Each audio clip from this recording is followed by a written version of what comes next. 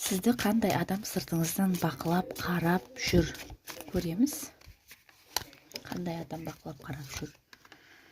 Бақылап, қарап жүрген адам бар деп көрсетіліп тұр. Жалпы айтқан кезде ер адам түсіп тұр. Король жезловый, өте активный, пысық, барлық жерден бір үміт көретін, қолын бір сілтей салатын ер адам емес. Пысық, әрекет жасауға дайын тұратын ер адам. Знак зодиакасы бойынша мерген, арыстан болуы мүмкін деп көрсетіліп тұр. Сізді қандай адам бақылайды? Қарым-қатынастарыңызда кішкене ұрыс немесе бір-бірлеріңіз кішкене түсінбеушілік болған адам деп көрсетіліп тұр.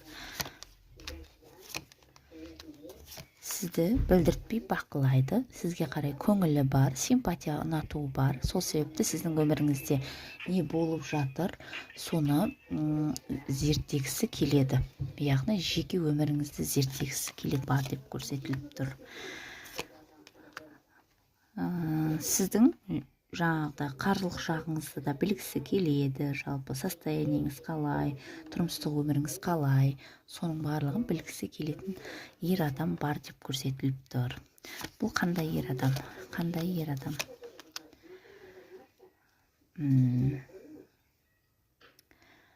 Тағы да бір ер адам түсіп тұр. Сіздің яғни қайда барып, қайда қойып жүргеніңізді білгісі келетін адам.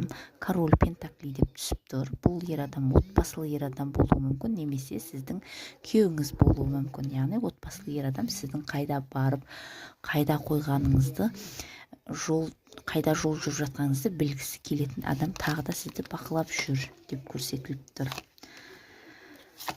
Қызғанышы бар, басқа адам бар ма деген сияқты ойларды көп ойлайды.